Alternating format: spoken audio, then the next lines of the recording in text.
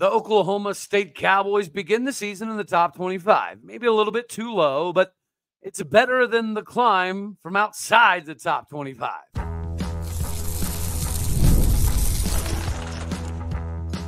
You are Locked On Oklahoma State, your daily podcast on the Oklahoma State Cowboys, part of the Locked On Podcast Network, your team every day. Howdy, y'all, and hello, all. Welcome back to Locked On Oklahoma State, your daily stop for all things Cowboy and Cowgirl related. My name is Cody Stovall. I want to thank you kindly for stopping by to make this your first listen. We're available on all of your podcasting platforms, visually as well on YouTube. Find me personally on X at AllDayOState. Today, we're partially brought to you by Game Time Tickets. Get in on the Game Time action today. Download the app, create an account, and use the code LOCKEDONCollege, all one word, for $20 off your first purchase.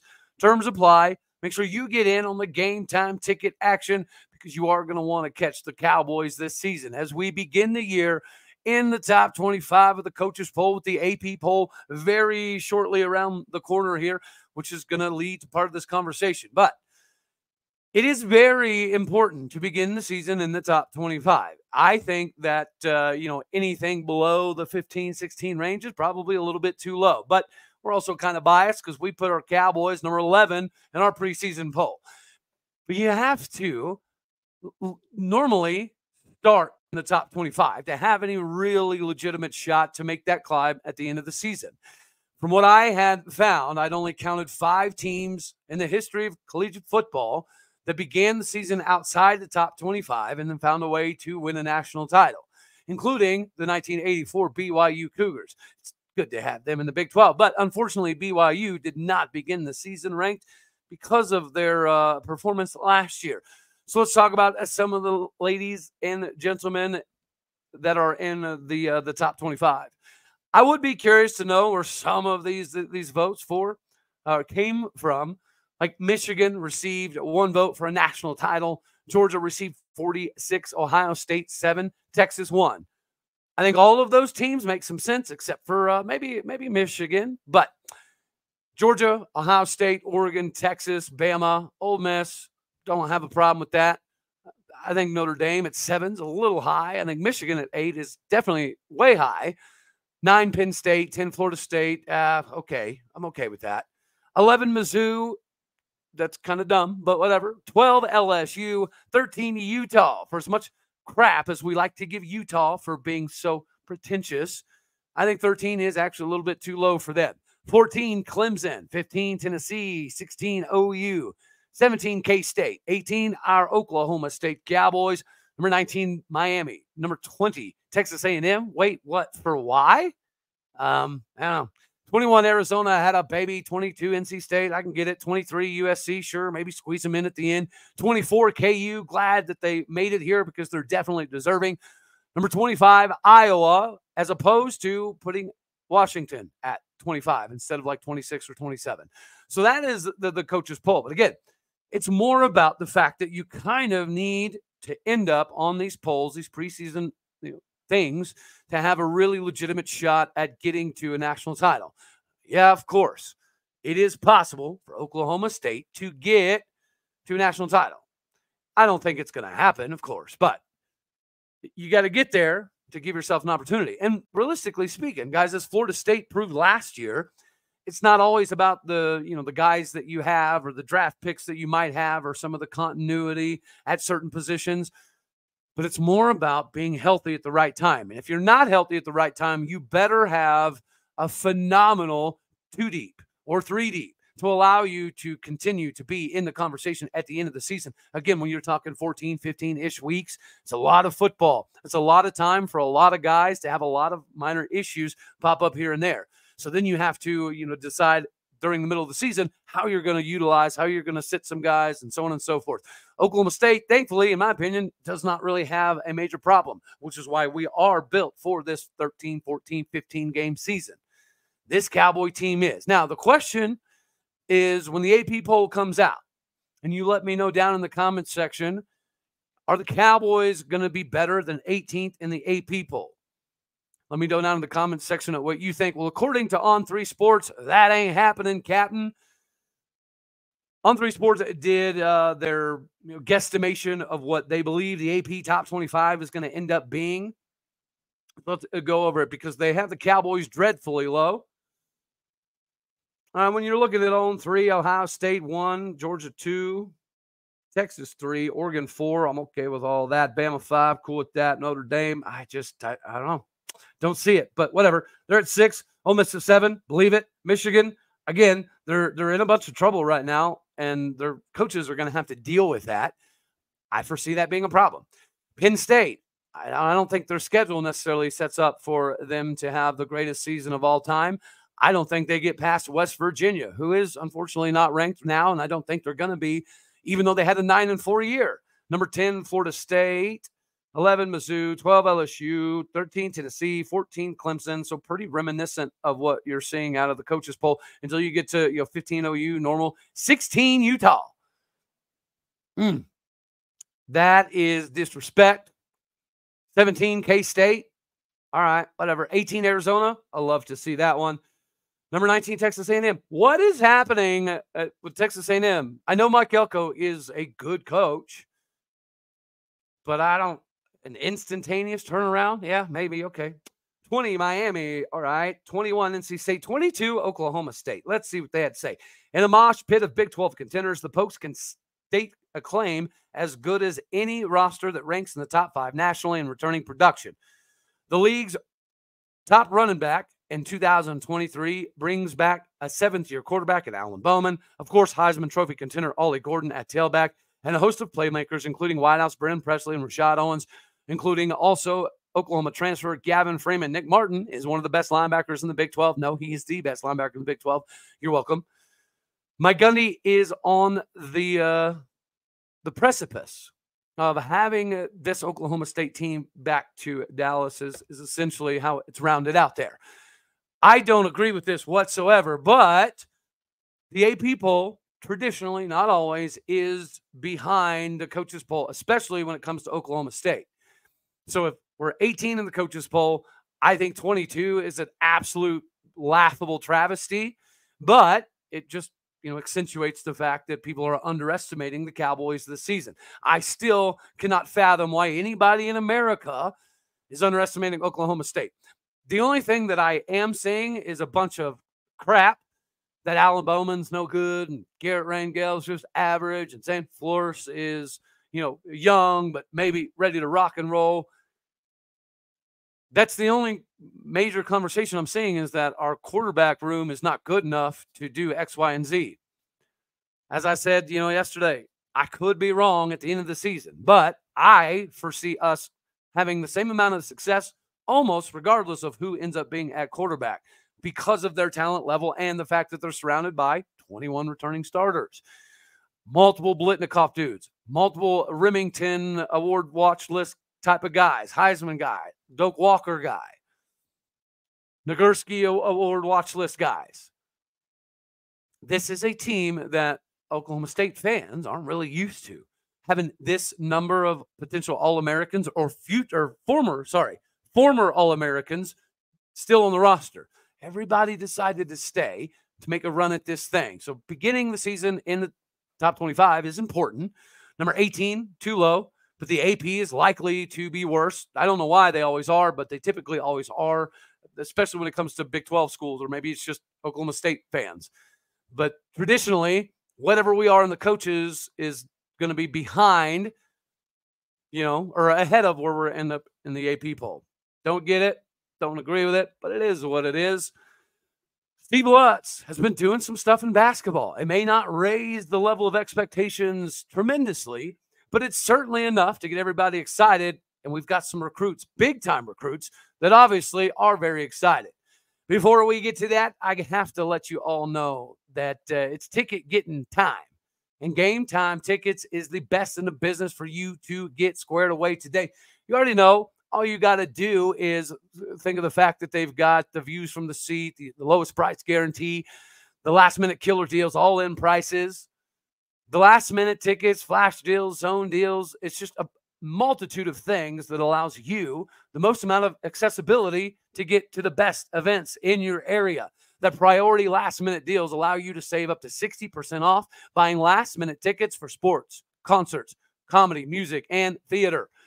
The zone deals save you even more when you choose a section and let Game Time choose the seat for you. The all-in pricing allows you to know the total up front with no hidden hanky-panky at checkout, just like you get to see the panoramic view of where you're going to sit before you even get there. So again, make sure that you take all the guesswork out of you buying some Jackson Holiday, Major League Baseball tickets, or your Cowboy football tickets. Download the Game Time app, create an account, use the code LOCKEDONCollege for $20 off your first purchase.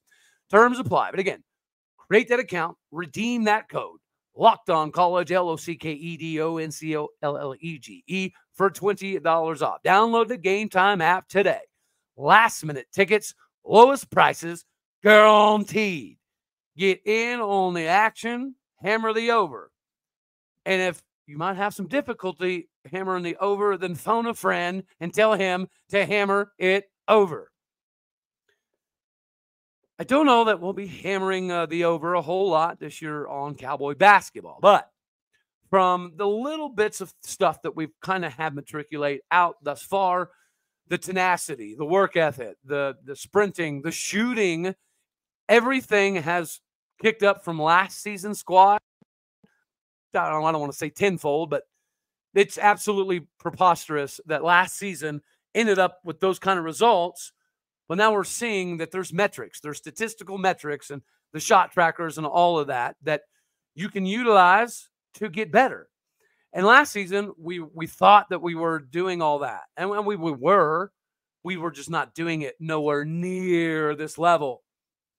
It's not going to be easy. It's not always going to be fun, but what it should be is a competitive ball club. Does it mean we're going to win an exorbitant number of games? No, probably not. But it does mean that we're going to be diving for loose balls, flying all over the floor, and finding ways to get open. One of the best clips I've been seeing in regards to some of the practices that we've been having is the floor spacing. The passing is an emphasis. The getting up and down the floor is an emphasis. The finding ways to communicate to allow different angles for better rebounds. All of this is stuff that, unfortunately, we haven't really been doing. Steve Lutz is a very detail-oriented, disciplined guy. That's what this ball club needed. And although we are in a rebuild, and we do have one of the greatest facilities in all of the land in Gallagher-IbaArena, there's obviously something else that is allowing some of these top recruits in the country to think of Oklahoma State. Now, we had a multitude of players that, cut out some teams out of their top 10, top 8, top 5s, and Oklahoma State made the cut for several dudes. Starting off with Kelvin Odai, the 6'4" guard out of Connecticut. He announced that he's down to 6 now. Oklahoma State, West Virginia, Creighton, Colorado, Rutgers, and Louisville. Out of that bunch, I would say Colorado, Rutgers, and Louisville maybe be a little bit different than the other 3, but Colorado is back in the Big 12, and Colorado has been significantly better than Oklahoma State at basketball for a little bit of time here now. So we've got to fend, some dudes off here. But Odai is the number 5th ranked prospect in America, according to 247. He's a certified 4-star, and, the highest of all the major recruiting services have him at number 53. Odai would be a big get. He also has offers from Florida State, LSU, Penn State, Iowa, Marquette, SMU, yada, yada, yada. You get the drift. You get the picture. We offered him a little bit a while back, and he keeps trimming his list down and including the Cowboys. One of the guys that I've been most excited about was Kareem Stagg. Well, thank goodness me, he's still in the mix. The IMG Academy dude that is originally from Virginia, 6'8", 235 pounds. Other than Oklahoma State, Michigan, Georgia, Houston, Georgetown, and Wake Forest. Again, this does make some sense here. Stagg is another 4-star recruit coming in at number 161 in America. We're going up against West Virginia, Virginia Tech, A&M, Providence, Mississippi State, Clemson, Maryland, Missouri, and others before he trimmed this list down to the main dudes, including OSU. He got to play with Boo Williams kind of recently, and he was averaging 14 points a game while he was doing so. Recently, he's had some others, kind of garner some interest. One of them being Michigan, where Mike Boynton is now. We know how good of a recruiter Mike Boynton is. So this is the most important name, in my opinion, to watch out for, because we are competing against our old coach here for the services of this dude. So if Steve Lutz is able to kind of do that, we probably get to sleep a little bit easier. All right, next up, we have another guard at 6'4", Amari Witherspoon. Witherspoon has been able to cut it down to 10 schools: O-State, Butler, Clemson, GMACE, Maryland, Pitt, Vanderbilt, Vatech, West Virginia, and Xavier. Out of all of the services, they have him classified as a 3-star, ranked number 133 in America. He did play in the Under Armour circuit, and he averaged almost 15 points a game, 4.2 rebounds, and 2.7 assists a game. There's a little bit more on that, on pistols firing, I believe it was. Marshall Scott, good stuff. Make sure you go check it out. But the Cowboys are continuing to kind of chip away, because that's not it. We also have another big-time 4-star power forward coming to visit, and that is Sebastian Williams-Adams, another 6'8", 230-pound dude out of Houston, Texas. He's currently rated as the number 34 overall prospect in America, the number 11 ranked power forward, and the number 3 overall prospect in all of Texas. He holds 18 offers, but has narrowed down his list to Auburn, KU, O-State, Purdue, A&M, and SMU. I don't know where SMU fits into that equation, but I do know that they have the dollar bills, y'all, and they very well should easily win the conference that might not exist in the next 24 months. But nonetheless, the dude averaged 21.1 points a game, over 10 rebounds, and almost 5 assists a game. He also helped this team to a 26-7 record. So Steve Lutz is making an impact very, very early on, not just in the X's and O's and the discipline and the accountability, reliability aspect for his team, but the recruiting. Gallagher-IbaArena is always going to be a massive asset in the recruiting game. Now, it takes us fans to show up and make Gallagher-IbaArena more of an experience than just another really cool basketball arena. But I do think that this is evidentiary proof that Steve Lutz can do a decent level of recruiting. If we can land even a couple of these guys to go alongside with the tenacity that this team appears to be bringing and the better shooting already, like it's almost night and day. The floor spacing, the extra passing, this is like the X's and O's stuff that we haven't had. Mike Boynton, good dude, great recruiter, loves players. Players love him. But, X's and O's and holding everybody accountable, doing the shot tracker and the free throws and the three-pointers and all that stuff, you have to get a little bit more out of the dudes. And Steve Lutz is currently doing that. Steve Lutz is not the only one out here that's making some things happen, okay? Wrestling, we got our big get. Wyatt Hendrickson, yeah, he's been committed and ready to rock and roll for a while, but it doesn't mean anything if it doesn't get done and the ink isn't drying. Well, thankfully, the ink is now drying. Wyatt Hendrickson, the big-time, multiple-time All-American that everybody in the country wanted, including your heavy hitters, Ohio State, Michigan, Penn State, didn't matter. We finally got him. The number 3 seed from last season is ready to do the daggone thing in Stillwater. This was a massive get. And I think one of the other, benefits that we had going for us that maybe a lot of us didn't realize is the fact that he's a Kansas dude. So now he's significantly closer to his family and, good and daggone well that they're going to make a lot of trips to Oklahoma State because of Wyatt and David Taylor and, of course, what did we just mention? Gallagher-IbaArena. I have no doubt we're going to pack that stadium equally as well as we're going to pack basketball, because there is going to be, the honeymoon phase where everybody's pumped up and excited for Cowboy basketball to see what this Steve Lutz team can do out on the floor, even if it's just to reignite everybody's excitement and what we have going. That's going to be enough, at least enough for now. The biggest thing, would be to control Gallagher-IbaArena. And that starts, in my opinion, with the discipline, right, that we now have. Speaking of discipline, Kenny Gajewski, the man who is not a myth. He is, in fact, a legend. Just added another staff member and former Cowgirl Cheyenne Factor. She's going to be the director of player development. And we all watched what she was able to do as a Cowgirl.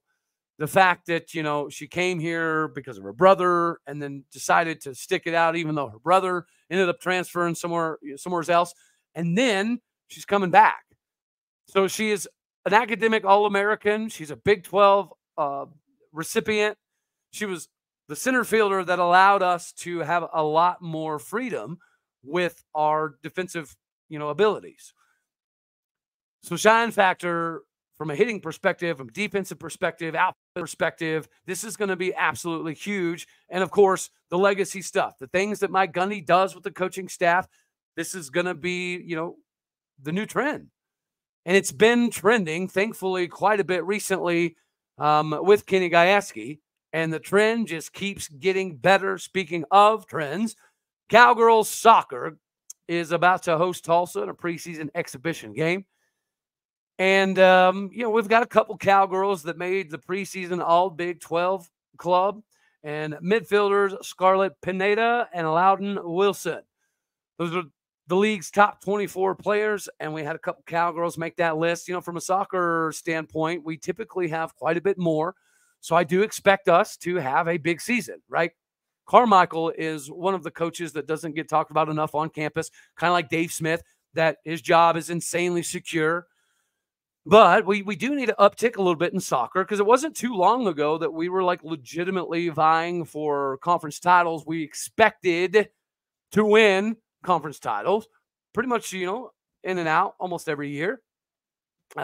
Tomorrow, we do get to take on Tulsa in an exhibition game at 7 p.m. to kick off this season at Neil Patterson Stadium. If you are in town and you want to go see some Cowgirl action, make sure you do that, right? Supporting is phenomenal. All of these girls definitely deserve our support. So let's make sure we get out there and do so. The last thing that I kind of wanted to touch on before we skedaddle on off of here is, I'm sure a lot of you saw that little commercial ad thing where Pistol Pete was turning on the lights, the orange glow, #OrangeGlow campaign. I think this is absolutely phenomenal. And I don't think that it's physically possible to get enough orange lights in that stadium to light up that city right before game day. Heck, I don't even think we should just turn them off. Just leave them on 24/7. You ain't even got to do it game day. Just keep the daggone things on, because orange is that beautiful. And that stadium is that gorgeous. So gorgeous, in fact, are we upper deck ready pretty soon? I think so. Chad Weinberg was asked about the stadium, and he gave a legitimate answer that we're going to continue to do things to upgrade and put us at the forefront type of situation. But guys, if we had several more Big 12 titles, 2 or 3 maybe, we might already have the upper deck, right? Because I was fortunate enough to work for United Mechanical when Boone was being built, which is amazing because I got to take my lunch breaks and watch practice. But I know for a fact, being up on that roof, that there was things put in place to have some pillars for an upper deck. So that was part of Boone's vision, even back then. It's time. It's time that we make it happen. So I would say if we win this year's Big 12 title and win another Big 12 title in, let's say, 2 years, and that's multiple CFP appearances, if we win a game in the CFP in the next 3 years, those are all things that I think would expedite the plans to get the upper deck done. I think it would be great, but we have to grow the fan base to make sure that we're going to fill everything. We all grew up barely selling out Boone, right? Well, Lewis Field was hardly ever a big-time atmospheric, sellout. So this is pretty new for Oklahoma State fans to know that we're going to sell out almost every single game every year now. So we had to get here before we can have a conversation about doing more. I don't love the fact that we've, gone from 62,000 to 55,000 to make things more comfortable, even though some say that the seating's not, it's better, but it's not a drastic difference that was maybe worth what we went through and worth not having back-to-back spring games. The fact that we didn't have a spring game this year it's a tough pill to swallow. Because, again, we're never probably going to see 21 returning starters ever again. So it would have been nice to see this many upperclassmen do some special stuff in the spring. But I like the meet and greet and all that stuff that they do. Yep, we said do. You know what that means? It must be time to get off this thing here. So, without further ado, I love you. As always, God bless. Go Pokes. Thank you for tuning in to make this your first listen here in Locked On Oklahoma State. You could be anywhere. So happy you choose to be here. Like it if you like the daggone thing, and then hit the like button again. Tell your friends, hit the like button again. More importantly, share, comment, and subscribe. My podcast and people out there, you're the reason that we keep this thing breathing. Do me a favor, hit the stars, do what you do, leave a review. That's all, folks. AKA, later, my taters.